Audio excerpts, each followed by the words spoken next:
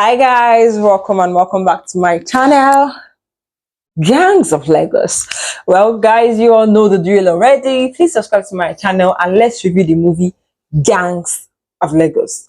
In this video, I'm going to try as much as I can not to do this my hand gestures that I usually do. So yeah, let's try it. Okay guys, so I was super excited to watch this movie. I looked forward I look forward to watching it. Everyone was talking about it. I was like, oh wow, I think this movie is one that, I should watch. I love what Guru Studio is doing with the whole action movie thing. I really love the part they took telling the whole Isaleko story. That was very nice as well. I'm not really going to talk so much about the performance of the actors and all that in this movie. I'm just going to go straight to the point, right? But before I do that, let me just say that Tobi Bakre is really an amazing actor, and over time he has shown us that this thing is my craft. I know how to do this. I have these skills and I am ready to, develop it and be better. That was very nice. I mean, let's talk about Choma Choko. Choma Choko is amazing. Choma is what we call, the veteran. Yeah, right? Choma is nice. Choma knows how to go from this emotion to that emotion. Choma is that person that you want to call for any role at all. Choma is nice. The guy that played Kazim also tried as well.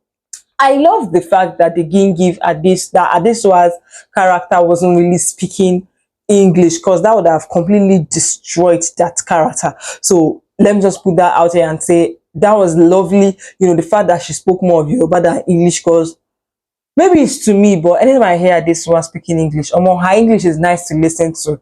And I don't think her English would have, blended with Aguero vibes. You get what I mean? Yeah, her English, no, it's too sweet. It's too calm and, yeah, not fun, Aguero. Nah. But I kind of felt that Adesua's character really lacked development. The character development was not okay. Who is she? Where is she from? How does she just suddenly become their friend? Doesn't she have a background story to her? Do you understand the fact that Ifeanyi had a background story, Oba had a background story, Obalola, right? He had a background story. Gift is who? Gift is from where? These are the questions I had. And to the end of the movie, I knew absolutely nothing about gifts. Or maybe they said something and I missed it. Please correct me in the comment section. But I honestly do not think I heard anything about gifts. And to me, that felt like, nah. I know every other person's, how they came up and everything. Even this guy's son, was it London son or something? But at least there was development for every other character except gifts. Maybe I'm wrong. Maybe I didn't hear it. Maybe I wasn't watching properly. So that's why I said you can also correct me in the comment section. Their location was superb. It was really nice. I love the fact that they went there, gone, and they the places they showed us and everything. It was nice to watch. I really loved it a lot. I love the fact that even that part where Tani was staying in the island and everything, I love that scene that they showed us as well, the rooftop scene, like every single thing about their location. I personally loved it. The barber shop as well was very realistic and that was amazing. The cinematography was also nice as well. The stunts they did were nice as well. But I really honestly want to say that there was poor character development and story development, because if you guys remember what I said in the last review I made about another movie on Prime Video, Beyond the Veil, I said something about how they were not giving us the movies like boom, boom, boom, take it. And remember, this was how I described it. But in this movie, that was what they gave us. There was a lot of boom. Oh yeah, this has happened. Boom, this will happen. What is after this happened? What next? Okay, so what happened before this happened? These are questions I wanted them to answer. Even when the movie ended, I had a lot of questions. I had to ask questions because I was not understanding some things. I feel maybe if this was produced as a series, maybe they would have had much time to develop these stories or something. I think it was an annoying part. I really don't want to give out spoilers, so I'm not going to mention who. But after they burnt that guy's place where he keeps his guns and everything, and the guy that was also in control of everything, after they destroyed everything, I'm like, how did he know? With the kind of influence he has, obviously he should have heard about it, right? He should have known this is what happened. He should have known that Omo, there's no way he will not hear it. The streets could talk now. What you they tell me? Say you just no say not for you. Come they go bury and no story, nothing. That one was the most annoying part of it all. There were several other ones that were even annoying that I didn't like because it was giving an opportunity for me to just keep asking why, what happened, rewind and try to get it and understand what happened, which I really do not appreciate when I'm seeing movies. What else? Okay, that burial part was another one. I'm like, okay, this was time this guy did this whole arrangement and everything. Maybe they were very discreet. That was understandable. But if you're like, they purposely did, Shebi, it's shots on target, they call it, Abby. Yeah. Like, there was zero shots on target for how many people? Over 20 people, when they chase this one man, they could not even shoot him, come on, once. Even once.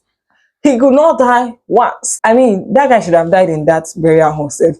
It felt like they purposely just wanted him to get to the rooftop and then him and Tobi will now have that normal, one-on-one, like, I'm gonna shoot you, you're gonna shoot me, let's fight. Like, it felt like it was too much of a predicted end, right? And I didn't like that. Let's talk about some things that are not really adding up in this movie.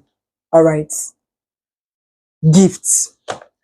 Do you guys remember the part where the guy told Gifts that she's dressing like a guy and all of that, and then suddenly when they arrived at their destination, Gift was now wearing a jumpsuit.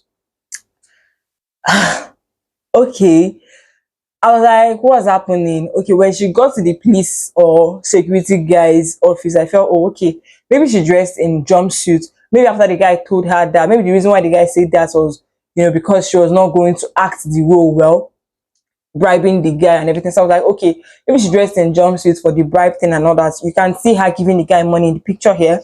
And I was like, why then did she now change? That was where I had a problem. I didn't really have a problem with the jumpsuit part. Nah, the issue was, why did she now change in that same location? We're now seeing her now wearing shorts. How? What happened? Doesn't mean she went with spare clothes. And then after they did the whole thing, she now changed her spare clothes to now wear that her normal clothes. Like, I was confused. What happened there? All right, that's number one. The second one was when they went to queue. I do not want to mention names. Yeah, just so I don't give you guys spoilers like that and all that. But the images will tell you who I'm talking about. So the second one was when they went to queue in the barber's shop. Okay, now look. It was Ifeanyi. I'm so sorry, I can't help it. It was Ifeanyi that was driving and Kazim was at the back, right? Well, this is not going to in any way affect the story. You won't even understand the story with this part I'm saying. So yeah, I'm just going to say it. So Ifeanyi was driving and Kazim was at the back. And then after they were done doing the whole clean and everything, who are these men? Where did they come from? Suddenly Ifeanyi is now in the driver's seat. And someone else is driving, and there's somebody else at the back again with cars. I'm like, where did they appear from? Even inside the shop, we obviously didn't see them. They obviously ran out from the shop. Like, where did they appear from? How? Where? How? When? I did not understand what happened. I do not understand it one bit. The thing was like, I rewind. I fast forwarded.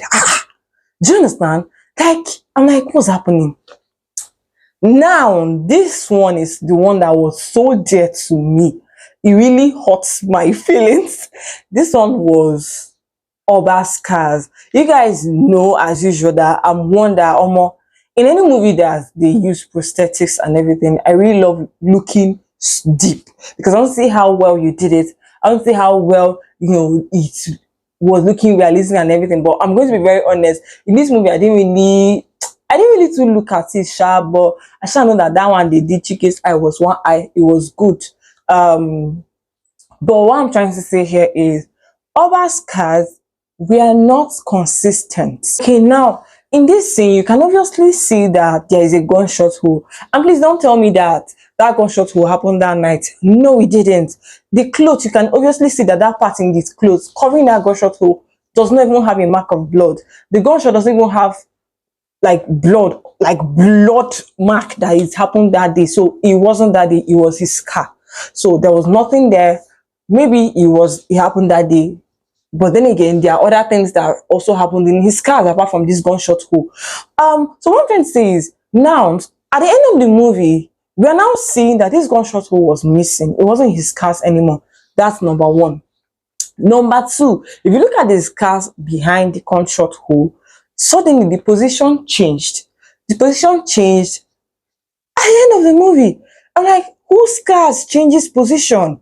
How does that happen? Number three, I'm not done. Number three, there's another scar on this side, the left-hand side, right? Yes, on the left-hand side. At the end of the movie, the scar was missing. Why? Why did this happen? Why did this happen? But I really want to appreciate the fact that they didn't forget to include the recent scars he got after, he went to fight after that guy died and stuff. I don't want to mention him. So I love the fact that they included that one in the middle and all that, because I saw it when he did that fight and stuff when it was still fresh, and I love that they showed it was, in the next stage of healing and all that. I loved it. But that scar that was on the left, it was not recent. It was like a keloid kind of scar, and it shouldn't be missing. It shouldn't be missing. It shouldn't be gone. Why is the bullet scar gone? Why is the position of this one gone? These are questions I had, but that's fine, guys. The VFX crew did really well. Kudos to you guys.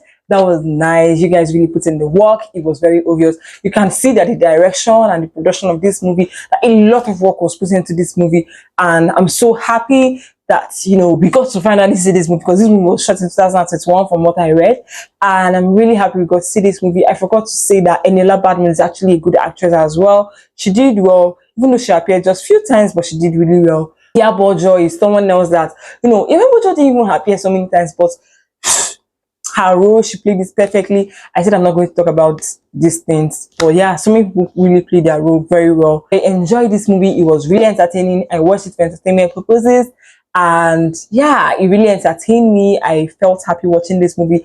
Yes, I just could not overlook some things, and I'm so sorry about that. I had to see those things. I didn't like that the fact that I saw them, because these days I've just been watching movies just for entertainment purposes. Yeah. So you guys, this movie is one I'll actually say that everyone should watch. They will enjoy it as well. And if you enjoy The Trade, you enjoy Brotherhood, I guess you actually enjoy this movie as well. I love what Amazon Prime is doing with their movies lately. Kudos to them. Shout out to all my subscribers who are the real OGs that have been coming back to watch all my videos. They just keep... You guys are the best ones. Please, if you're new here, please don't forget to subscribe to my channel. Stick to this channel. Always come back to watch my reviews, watch all the content I put out that are not movie reviews as well. I'm just saying you're going to like it. Okay, so today I'm not on makeup, because I'm like, I'm shooting this video by 1 a.m. and I'm like, I don't have the energy to put on makeup and stuff. So I'm just like, you know what, let's just find a way to just do something rather than not making this review, because after today I don't think I'll have the time to make this review anymore. I'm like, rather than not doing it at all, I need to just do something, and I just came up with this. Please, how do I look? Do you guys actually like it? Do I look stupid? Okay, guys, what else do I want to say?